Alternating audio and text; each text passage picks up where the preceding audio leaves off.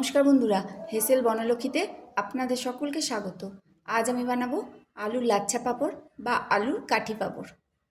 সম্পূর্ণ রেসিপিটি দেখুন আপনারা, আর এইরকম আলুর পাঁপড় বানিয়ে নিন। এখানে নিয়েছি 5 কেজি আলু। এখন বাজারে আলু খুব সস্তা, 7-8 টাকা কেজি করে আলু পাওয়া যাচ্ছে। তাই এটাই হচ্ছে ঠিক সময় আলুর পাঁপড় বানানোর। আপনারা এই সময় আলু কিনুন আর এরকমভাবে আলুর লাচ্ছা পাঁপড় বা কাঠি পাঁপড় বানিয়ে নিন। আর এই পাঁপড় সারা বছর থেকে যাবে, নষ্ট হবে না। আলুগুলো খোসা ছাড়িয়ে নেব, আর সঙ্গে সঙ্গে আলুগুলো অবশ্যই জলে দিতে হবে, না হলে আলুগুলো কালো হয়ে যাবে।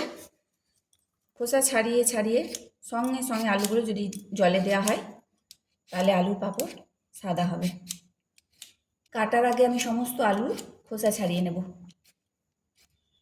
আর এইভাবে আলুর পাঁপড় যদি একবার বানিয়ে সারা বছর যদি সংরক্ষণ করা হয় তাহলে এই পাঁপড় ভাতের সাথে খাওয়ার একটা আইটেম হয়ে যায়। আর বাচ্চাদের এই পাঁপড় খেতে খুবই ভালো লাগে। অনুষ্ঠান বাড়িতে যে আলুর কাঠি পাঁপড় দেওয়া হয় বাদাম ভাজার সাথে মিশিয়ে, একদম সেই পাঁপড়ের মতো এই আলুর পাঁপড় খেতে লাগবে। আবার সন্ধ্যের সময় চায়ের সাথে স্ন্যাক্স হিসাবেও এই আলুর কাঠি পাঁপড় বা লাচ্চা পাঁপড় আপনারা খেতে পারেন। তাই অবশ্যই একবার এইরকম আলুর পাঁপড় ট্রাই করুন। সব আলুগুলো খোসা ছাড়ানো হয়ে গেল। এগুলো এখন একবার করে জল থেকে ধুয়ে তুলে নিচ্ছি। আলুগুলো জল থেকে ধুয়ে তুললাম, এখন এগুলো কেটে নিচ্ছি। আর আলুটা আমি বটিতেই কাটছি, আমি কোনো মেশিনের ইউজ করছি না। তবে আপনাদের যদি অসুবিধা হয় আপনারা মেশিনে কেটে নিতে পারেন। আমার বটিতে কাটতেই সুবিধা হয় বেশি, তার জন্য আমি পাঁপড় বটিতেই কেটে নিচ্ছি। আর এখন আলু পাঁপড় কাটার জন্য অনেক রকম মেশিন বেরিয়েছে, কিন্তু আমার মেশিনের থেকে বটিতেই ভালো হয়। তার জন্য আমি এইভাবে আলুগুলো কেটে নিচ্ছি। আর সঙ্গে সঙ্গে জলে দিতে হবে, না হলে কিন্তু আলু কালো হয়ে যাবে। আর আলুর এই স্টার্চ খুব ভালো করে 3-4 বার ধুতে হবে, না হলেও পাঁপড় কালো হয়ে যাবে। তাই আলু কেটে নেওয়ার পর অতি অবশ্যই 3 থেকে 4 বার ধুয়ে নেবেন। যতক্ষণ না আলু পরিষ্কার হবে ততক্ষণ আলুটা ধুতে হবে। আর আলুর পাঁপড় ভাজার পর যে সাদা ভাব আসবে সেটা ধোয়ার উপরেই নির্ভর করবে। আলু যত ভালোভাবে ধোয়া হবে আলুর পাঁপড় তত সাদা হবে। এই আলুর পাঁপড় আমি রাতের বেলায় কেটে রাখছি, আর ভালো করে ধুয়ে সারা রাত্রি জলে ভিজিয়ে রাখবো। তাহলে সকালবেলায় যদি সিদ্ধ করে মেলে দেওয়া হয় তাহলে এক রোদে শুকিয়ে যাবে, আর দ্বিতীয় দিন রোদে দেওয়ার দরকার হবে না। এইভাবে কেটে নিচ্ছি আলুগুলো, আর সঙ্গে সঙ্গে জলে দিচ্ছি। আলুগুলো কেটে 4-5 বার খুব ভালো করে ধুয়ে নিয়েছি। এখন এগুলো জলের মধ্যে ভিজিয়ে রাখছি, আর এইভাবে জলে ভিজিয়ে রাখতে হবে। তারপর সকালবেলা এগুলো সেদ্ধ করব। সারা রাত্রি আলুগুলো জলে ভিজিয়ে রাখার পর সকালবেলায় আলুগুলো জল থেকে ছেঁকে তুলে নিলাম। পাঁপড় সেদ্ধ করার জন্য জল গরম করতে দিয়েছি, আর জলের পরিমাণটা একটু বেশি রাখতে হবে। যদিও এই পাঁপড় সিদ্ধ একবারে হবে না, আমি 2 বারে সেদ্ধ করে নেব।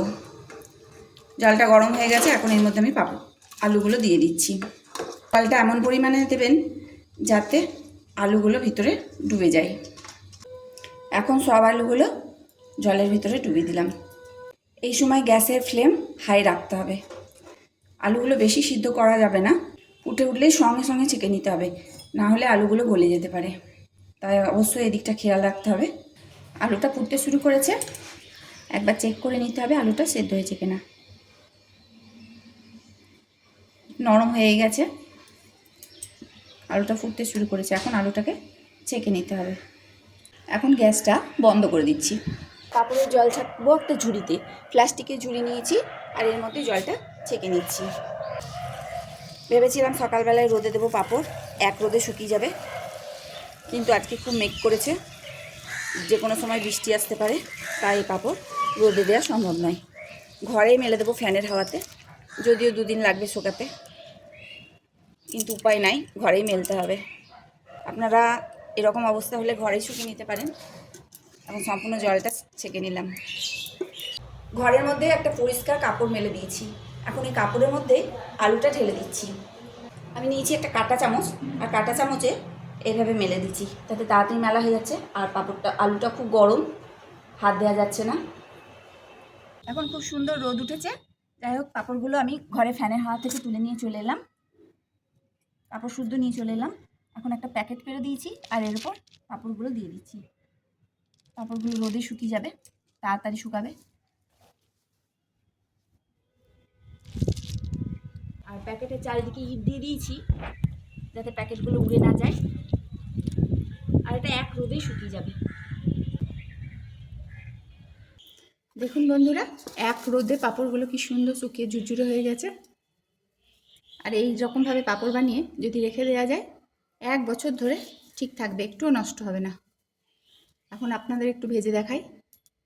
পাঁপড় ভাজার জন্য সাদা তেল গরম করতে দিয়েছি। এখন পাঁপড় ছেড়ে দিচ্ছি, তেলটা গরম হয়ে গেছে।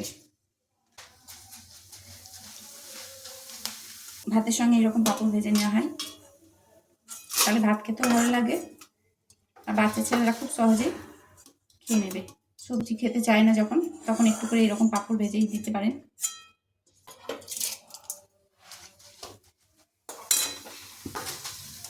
দেখুন পাঁপড়গুলো কি সুন্দর ফুলে উঠছে, তেলে দেওয়া মাত্রই পাঁপড়গুলো ফুলে উঠছে। এইভাবে পাঁপড়গুলো ভেজে নিলাম। এখন এই পাঁপড়গুলোর উপর একটু বিট নুন আর একটু গোলমরিচ গুঁড়ো ছড়িয়ে দিচ্ছি, দিয়ে ভালোভাবে মিশিয়ে নিচ্ছি। সমস্ত রেসিপিটি দেখার জন্য বিকেল বনলক্ষ্মীর তরফ থেকে অসংখ্য ধন্যবাদ।